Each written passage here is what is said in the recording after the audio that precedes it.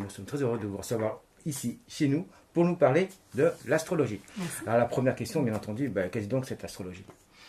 Alors l'astrologie consiste à établir un rapport entre nous et les corps célestes, ou en tout cas une dizaine de planètes que nous utilisons en astrologie. Un rapport qui est physique mais surtout symbolique.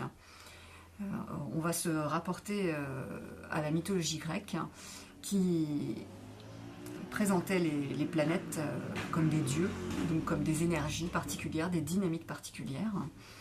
Et à partir de ces symboliques planétaires, on va établir ce qu'on appelle une carte du ciel.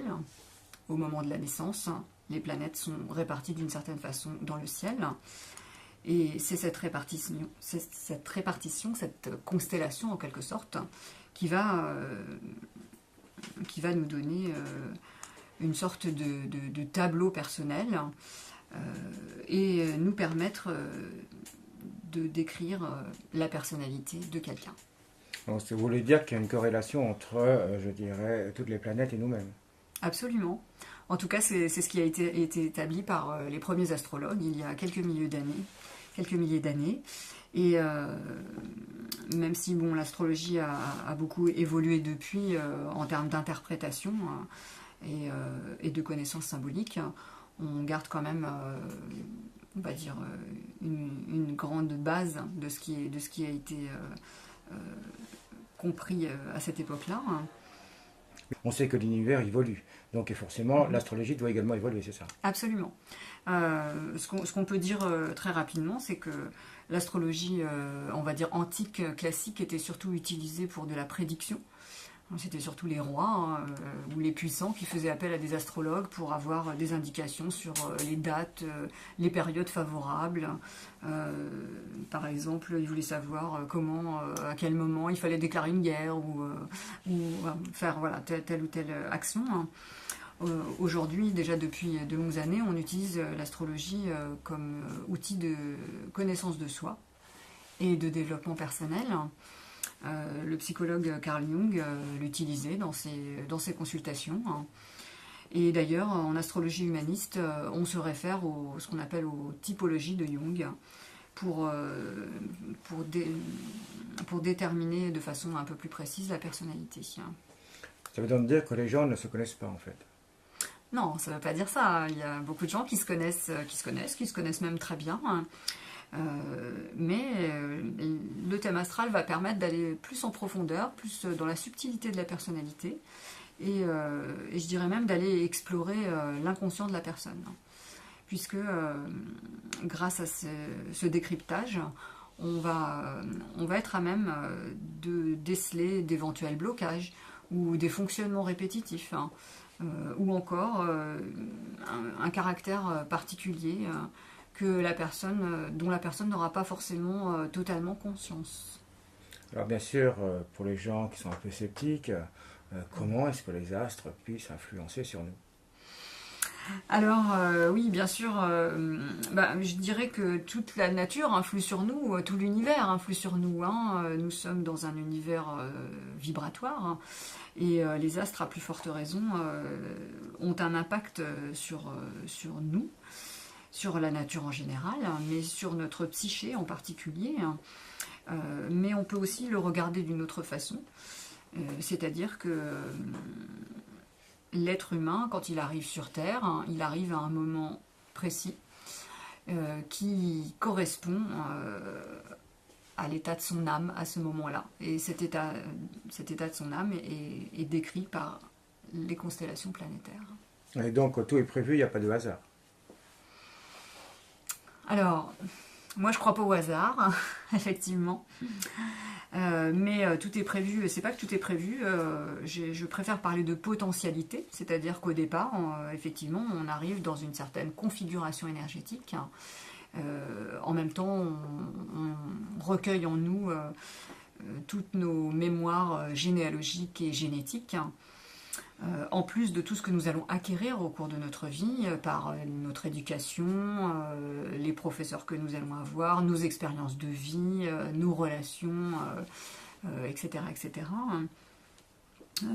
Mais toutes ces expériences, toute cette somme d'expériences, la question c'est qu'est-ce que nous allons en faire, hein, comment nous allons les vivre, de quelle façon nous allons les aborder, et au final, comment on va les faire travailler pour nous, entre guillemets. Si on regarde l'expérience d'une fratrie, par exemple, dans une fratrie, les enfants, souvent, n'ont pas la même expérience de vie, alors qu'ils ont les mêmes parents, ils ont souvent la même éducation, bon, même s'il y a des petites nuances en fonction de leur âge, mais il y a des différences. Pourquoi? Parce que la personne ne vit pas les choses de la même façon, justement. Elle ne va pas les recevoir de la même façon, suivant sa personnalité, sa sensibilité, sa façon de penser, etc. etc. Je suis d'accord, mais vous avez dit quand même que les astres donc interviennent sur nous. Je crois aussi que c'est en rapport avec exactement l'heure de naissance. Et ce que vous nous dites là, c'est plutôt par l'expérience, l'éducation, l'évolution de la personne, et non pas par rapport à la naissance. Alors, je dirais que les deux interviennent. C'est-à-dire qu'au moment de la naissance, on a ce qu'on appelle une carte du ciel. Donc, je vais vous montrer concrètement, ce qu'il en est. Donc, sur une carte du ciel, on va avoir ce qu'on appelle l'axe d'horizon. Donc, l'heure de naissance détermine cet axe d'horizon. Ce qu'on appelle aussi l'ascendant, qui est plus connu, hein, et qui démarre la première des 12 maisons du cercle zodiacal. Donc, cette configuration de départ, elle vient nous donner une base, je dirais, une personnalité qui est en même temps, comme je le disais, une potentialité, parce que cette personnalité, elle va évoluer au fil de notre éducation, de nos expériences, de nos rencontres, et de la façon dont on va vivre tout ça. En fait, c'est comme si c'était un peu une carte routière de départ, mais après, il va falloir cheminer. Alors, si je parle un peu de chemin de vie, je pense que j'en suis pas très loin. Tout à fait. Donc ce chemin de vie, il est tracé, mais bien sûr, on peut quand même modifier, bifurquer par rapport à notre propre connaissance.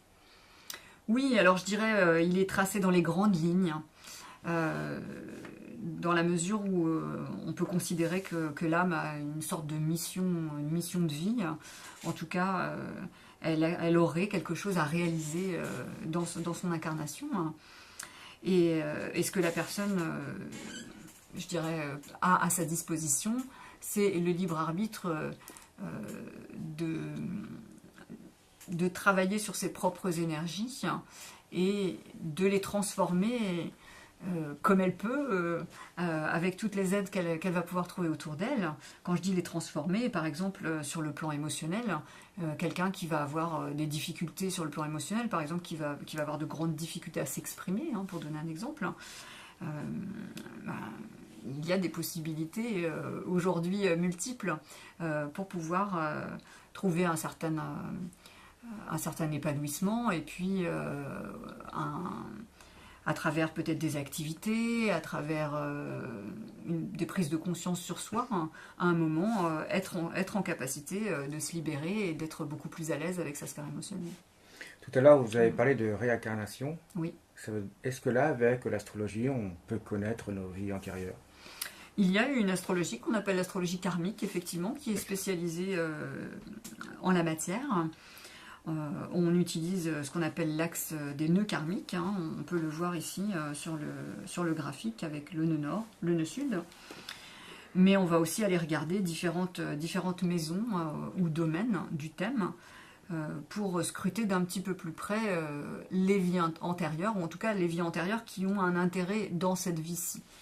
Après, effectivement, on n'a pas forcément abordé ce sujet-là. Ça dépend si la personne est réceptive à cette idée-là, hein, si elle y croit, ou en tout cas si elle se dit pourquoi pas. Hein, on va pouvoir regarder les choses sous cette approche. Hein. Est-ce qu'il y a vraiment besoin d'y croire, ou est-ce que quand même c'est une science qui est vraie?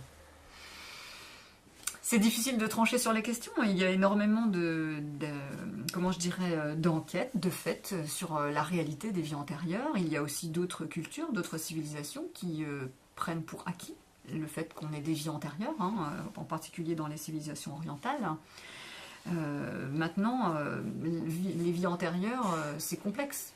Parce que on peut aussi se dire qu'à travers notre patrimoine génétique, on est déjà représentatif de la vie de nos ancêtres. Donc c'est aussi une forme de vie antérieure, entre guillemets. En tout cas, on porte des mémoires qui viennent déjà d'autres vies, de cette façon-là.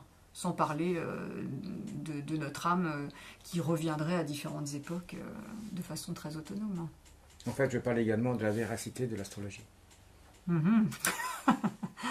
Ah oui, ben, l'astrologie, effectivement, est jusqu'à présent très controversée, mais je dirais qu'elle est aussi très utilisée par des personnes extrêmement pointues et même scientifiques, mais plus effectivement dans le domaine ésotérique, voire le domaine des sciences occultes, parce que effectivement on travaille avec la symbolique en astrologie.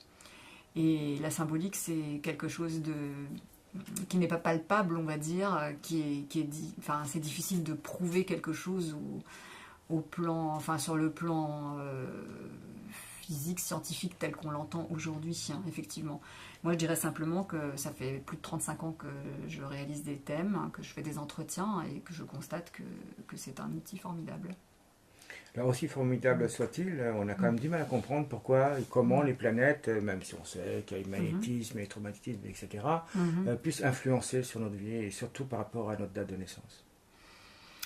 Eh bien, on connaît tous l'influence que la Lune peut avoir sur notre vie ou nos personnalités. La Lune n'influe pas seulement sur les marées, mais elle influe sur les individus. C'est quelque chose là qui est largement prouvé en tout cas. Donc si la Lune peut nous impacter, pourquoi pas les autres corps astraux? Oui, tout à fait, mais elle change au fil du temps de notre chemin de vie. Par contre, là, notamment l'astrologie, vous partez essentiellement du point de la naissance de la personne. Ah non, pas seulement, hein. Parce que là, effectivement, on part de la carte natale, du moment de la naissance, mais on peut établir un thème à tout moment et utiliser ce qu'on appelle les transits, autrement dit les passages planétaires. Et d'ailleurs, la révolution solaire, qui est le moment où le Soleil revient sur le thème de naissance, on peut voir ici, là on a le thème de naissance au centre, et on va avoir la révolution solaire autour. Donc les planètes, au moment de l'anniversaire de la personne, vont se répartir de façon très différente par rapport à son thème natal, et vont nous permettre de savoir quels sont les domaines, on va dire, qui sont sous le projecteur pendant cette période entre deux anniversaires. Alors, qu'est-ce qui peut influencer le plus et complémentaire? Alors, j'ai un petit peu de mal avec ce terme d'influence, en fait. Moi, je dirais plutôt que ce qui est intéressant, c'est de connaître la place et surtout le rôle que vont jouer certaines énergies à un certain moment, pour pouvoir soit peut-être mieux utiliser ce qu'on a à sa disposition, mieux s'orienter, mieux comprendre dans quelle configuration on se trouve à un moment donné. Pour moi, c'est vraiment un outil, c'est pas quelque chose qu'on doit subir. Effectivement, autrefois, l'astrologie, c'était très fataliste. On était dans une optique de bon ben voilà, le destin est inscrit là et on doit faire avec, quoi. Et c'est pas du tout mon approche. Je pense qu'effectivement, il y a autour de nous une somme d'influences diverses et variées qui sont toutes énergétiques d'une façon ou d'une autre. Mais nous-mêmes sommes des émetteurs-récepteurs. Donc nous recevons des énergies et nous en transmettons aussi, nous en rayonnons.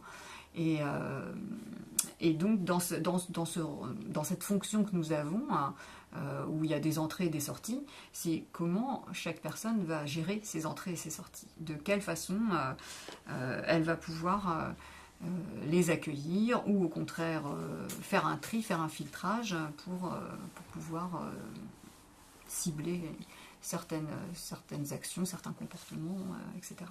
Donc c'est un outil qui nous permet de nous décider sur certaines questions, par exemple, que l'on se pose et dont on n'a pas la réponse. Par exemple, ça peut être effectivement pour une orientation professionnelle, quelqu'un est dans l'hésitation, il vient de quitter son travail, ou il a plusieurs idées, mais il ne sait pas exactement qu'est-ce qu'il pourrait choisir, qu'est-ce qui serait le mieux pour lui. Eh bien oui, tout à fait, c'est quelque chose qu'on va pouvoir regarder, mais quand même à la lumière du thème natal, puisque le thème natal va nous donner quand même la base de la personnalité. et je dirais la profondeur de la personne. Oui, donc toute indécision peut être pas résolue, mais tout au moins peut être aidée grâce à l'astrologie. Bien sûr, ça peut vraiment aider à faire des choix, absolument. Hein. C'est pas toujours suffisant, mais ça peut. Bon, différent de la voyance, hein, quand même. C'est très différent. Alors même si l'astrologie est aussi utilisée pour la prédiction, il y a des astrologues qui font des calculs très précis, hein, qui peuvent même vous donner des dates sur des événements. Moi, c'est pas ma pratique. Hein. J'utilise vraiment l'astrologie comme outil de connaissance de soi et de développement personnel, voire spirituel. Mais effectivement, la différence, c'est que dans le cadre d'une voyance, on va vous dire, ben voilà, il va se passer ça, il va se passer ça, il va se passer ça. Dans le cadre d'une étude plus psychologique, on va vous dire, ben voilà ce qui se passe en ce moment, voilà ce qui semble vous influencer ou avoir de l'importance, ou en tout cas ou vous bloquer, ou au contraire vous aider. Comment vous pourriez composer avec tout ça? Et donc là, on vous redonne un libre arbitre quelque part. En tout cas, enfin, c'est pas qu'on vous le redonne parce que vous ne l'avez jamais perdu, mais en tout cas, on prend en compte votre libre arbitre et surtout votre capacité à choisir par vous-même et à choisir la façon dont vous allez utiliser ces énergies. Oui, c'est comme un guide. Oui, je trouve que le mot convient bien, oui. En sachant que donc le thème astral est personnalisé et il n'a rien à voir avec ce qu'on trouve dans certaines revues qu'on appelle l'horoscope, plus ou moins, voire très commun. Oui, bien sûr, l'horoscope c'est plus un jeu, c'est quelque chose, voilà, c'est un amusement l'horoscope. Hein. Bon, il y a des gens, ils aiment bien entendre leur horoscope tous les matins, hein, pourquoi pas. Mais l'horoscope, ça ne peut pas concerner des millions de gens, enfin, c'est beaucoup trop général. Alors, autrement, concrètement, j'ai envie de savoir comment dois-je faire et comment se déroule surtout une séance avec vous. D'accord. Alors, donc une séance avec moi va se dérouler sous forme d'entretien, où il y aura un échange et je dirais une conversation autour de ce thème de naissance, voire de la révolution solaire si c'est la demande de la personne. La consultation dure 1h30 et en général je reçois les personnes chez moi, mais je peux aussi me déplacer. Il m'arrive pour des personnes pour qui ça peut être un petit peu compliqué de venir jusqu'à Cugan, puisque j'habite à Cugan, tout près de Clisson. Donc Clisson c'est le 44, Cugan c'est le 85. Et je peux aussi faire des consultations par Skype, ça m'est arrivé. Éventuellement par téléphone, mais enfin vraiment c'est moins, je trouve que c'est moins agréable. Il faut une interrogation précise, des questions? Pas forcément, je peux avoir des demandes sur la globalité du thème, où la personne veut simplement avoir une image générale de sa personnalité, mais souvent c'est plutôt des questions précises sur le domaine sentimental, professionnel, les relations familiales, le mode de vie, etc. Les difficultés de la société actuelle. Par exemple. Alors je ne dirais pas un petit peu comme la voyance, mais plus la société va mal ou croit aller mal, plus elle a besoin de vous. Pas forcément, je dirais que c'est pas forcément des gens qui vont mal qui viennent me voir, hein. C'est aussi des gens qui souhaitent s'épanouir un peu plus, se développer, se connaître mieux. Donc c'est pas forcément parce qu'ils vont mal, pas toujours. Quel renseignement avez-vous besoin lorsqu'on vient vous voir? Alors la date, l'heure et le lieu de naissance. Hein. Important. Essentiel. Pourquoi? Alors, parce que c'est à partir de là qu'on peut tracer une carte du ciel, comme vous pouvez la voir ici. Si on n'a pas l'heure de naissance, si on n'a que la date et le lieu, on aura uniquement les planètes sur les signes. On n'aura pas les maisons. Bon, on pourra quand même, je dirais, en retirer un certain nombre d'informations. Mais ça ne sera pas aussi complet que si on a l'heure de naissance. Et en sachant que, d'après ce que j'ai compris, les maisons sont associées entre elles et peuvent différer par rapport à d'autres, bien entendu. En fait, par rapport à l'heure de naissance, les maisons vont se poser à un certain endroit du zodiaque. C'est-à-dire, par exemple, si vous êtes né le matin très tôt, votre soleil il va se trouver ici au niveau de l'ascendant. Et donc, si vous êtes du signe du Bélier, l'ascendant sera là, dans le Bélier, il sera ici. Mais si vous êtes né à une autre heure de la journée, l'ascendant va se trouver plus loin sur le zodiaque. Tout à fait. Et donc par rapport à ces changements-là, associés au reste du thème astral, ça peut modifier, bien entendu. Absolument, ça va modifier la personnalité, enfin le décryptage de la personnalité, oui, absolument. Oui. C'était là ma question. Si on veut vous retrouver, qu'on a besoin de vos services, en sachant que tout le monde peut avoir besoin de vos services, comment fait-on? Alors, il suffit de me téléphoner, par exemple, au 06 52 70 80 21. On peut aussi m'écrire sur mon adresse mail, lescartesdevotreCiel@gmail.com. Bon, bah, écoutez, merci beaucoup. Merci à vous.